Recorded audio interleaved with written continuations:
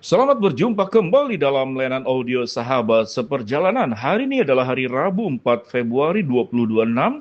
Tema renungan saat teduh kita dengan judul Jatuh ke Lubang yang Sama. Firman Tuhan terambil dalam Yeremia 8 ayat keempat sampai dengan kelima. Engkau harus mengatakan kepada mereka, beginilah firman Tuhan, apabila orang jatuh, masakan dia tidak bangun kembali? Apabila orang berpaling, masakan ia tidak kembali? Mengapakah bangsa ini berpaling-paling terus-menerus? Mereka berpegang pada tipu, mereka menolak untuk kembali. Mari kita berdoa. Bapa yang di dalam sorga, biarlah kami menjadi bukan orang-orang kelompok yang keras kepala dan tegar tengkuk, melakukan kesalahan berulang-ulang dan jatuh ke dalam lubang yang sama. Dalam nama Tuhan Yesus kami berdoa, amin. Shalom sahabat seperjalanan yang dikasih Tuhan, jatuh ke lubang yang sama seringkali diidentikan dengan keledai jatuh ke dalam lubang yang sama. Saya sendiri belum pernah melakukan sebuah analisa mengapa keledai disebut dengan dungu. Ada banyak alasan mungkin kenapa dungu, mungkin lemah, sangat menurut, dan tidak bisa kemudian menjaga dan membela dirinya sendiri. Sehingga kalau kita boleh berbicara kelompok-kelompok binatang yang tidak sanggup membela dirinya sendiri, maka dia akan masuk ke dalam kelompok. Jadi siapa yang dianggap paling kuat dalam kelompoknya, maka dialah yang akan menuntun jalannya kemana. Kalau kita melihat semut, ada satu kebagian semut yang tatkala kehilangan jejak dan bau, lalu dia berputar-putar, maka kita akan melihat semut yang berputar-putar sedemikian banyak jumlahnya, sampai seluruhnya kemudian mati, karena tidak menemukan jejak jalan untuk kembali ke tempatnya. Karena semut itu berjalan berdasarkan bau-bauan yang dikeluarkan dari tubuhnya. Keledai pun adalah demikian, dan sehingga keledai disebut sebagai binatang yang dungu.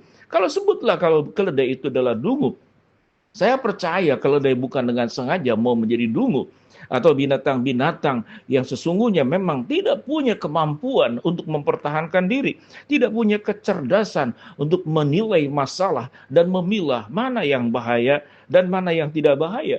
Namun manusia diciptakan oleh Tuhan dengan kecerdasan yang sedemikian luar biasa. Bahkan tidak hanya diberikan kecerdasan, bahkan diciptakan menurut gambar dan rupa Allah. Dan manusia punya akses untuk bertanya, memohon hikmat daripada Allah. Dan Tuhan akan membukakan jalan. Jadi seluruh kebenaran, seluruh kebaikan, seluruh pertolongan yang sudah Tuhan siapkan, kekuatan. Sehingga kalau boleh dikatakan tidak ada alasan manusia itu serong. Dan tidak ada alasan manusia itu salah jalan. Apalagi tidak ada alasan manusia jatuh ke dalam lubang yang sama. Di dalam bagian firman Tuhan Yeremia, sebagaimana dalam rangkaian renungan sahabat seperjalanan dari kitab Yeremia, Yeremia dikirim oleh Tuhan untuk mengingatkan bagaimana bangsa ini sudah serong jalannya, jatuh ke dalam lubang yang sama, kemunduran di dalam spiritualitas, kemunduran di dalam moralitas. Mereka menyembah dewa, mereka berpaling daripada jalan Tuhan, mereka tidak menjaga rumah tangga dengan baik, tidak ada kesetiaan, mereka menjadi orang yang mudah berkeluh kesah dan tidak mempercayai Allah. Sehingga ayat ini berkata pada ayat yang keempat dan kelima dari Yeremia pasal ke-8. Engkau harus mengatakan kepada mereka, beginilah firman Tuhan, apabila orang jatuh, masakan ia tidak bangun kembali? Apabila orang berpaling, masakan ia tidak kembali? Mengapa bangsa ini berpaling-paling terus-menerus? Mereka berpegang pada tipu, mereka menolak untuk kembali. Sahabat seperjalanan, kelompok ini disebut dalam Alkitab sebagai kelompok orang yang tegar tengkuk, keras kepala, dan mereka bebal dianggap oleh, sebagaimana firman Tuhan dalam Pemazmur, orang bebal berkata dalam hatinya, tidak ada Allah.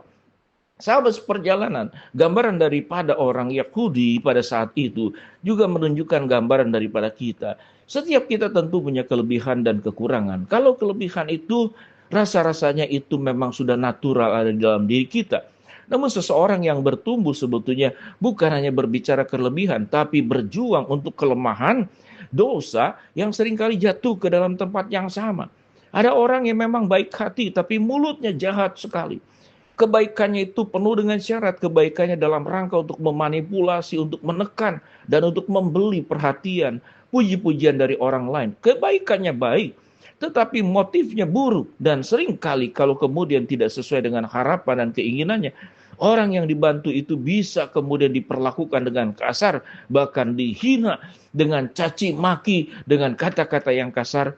Di dalam banyak kasus konseling, itu terjadi di dalam banyak keluarga. Jadi ada orang yang jatuh ke dalam lubang yang sama, adalah dosa mulut. Ada orang jatuh ke dalam lubang yang sama, kemalasan. Kemalasan, tidak punya tanggung jawab. Ada orang yang jatuh ke dalam lubang yang sama, ketidaksetiaan. Dia berjuang tapi kembali jatuh kembali, sudah diingatkan jatuh kembali ke dalam lubang yang sama. Ada orang yang jatuh ke dalam lubang yang sama karena kebiasaan suka berjudi, suka mabuk. Sehingga itulah kebiasaannya. Dan kalau boleh dikatakan firman Tuhan berkata, masakan ada orang jatuh tidak bangun kembali dan kembali jatuh. Masakan ada orang yang kemudian berpaling dan kemudian berpaling terus menerus dan menolak untuk kembali. Bagian firman Tuhan ini mengingatkan kepada kita, janganlah menjadi orang yang jatuh ke dalam lubang yang sama. Setiap kita punya titik lemah, setiap kita punya titik gelap, dan berjuanglah, temukanlah di mana titik lemah saya. Jangan kemudian tatkala titik lemah diberitahu oleh orang lain, ditegur oleh Allah, lalu kita punya banyak alasan alibi untuk membenarkan diri, seakan-akan perbuatan buruk itu, lubang yang sama itu dianggap bukan dosa. Kita bisa membenarkan dengan berbagai macam alasan. Sehingga tatkala dosa ditegur, kesalahan diingatkan, yang ada adalah bukan menerima dengan syukur dan dengan rendah hati, tetapi justru tetap melakukan perkara yang sama berulang-ulang. Kalau boleh kita katakan, kita bukanlah keledai yang dungu. Kita bukanlah binatang yang tidak punya pikiran, tapi Allah menyediakan semuanya itu agar kita tidak jatuh ke dalam lubang yang sama. Mari sahabat, seperjalanan kita berjuang agar hidup kita diubahkan oleh Allah. Kita berdoa, Bapa dalam surga, hamba-Mu berdoa buat sahabat seperjalanan yang sakit, Tuhan jamah sembuhkan, yang sedang menghadapi masalah, Tuhan bukakan jalan, yang sedang berdoa mengharapkan sesuatu, Tuhan kabulkan. Dalam nama Tuhan Yesus kami berdoa, amin.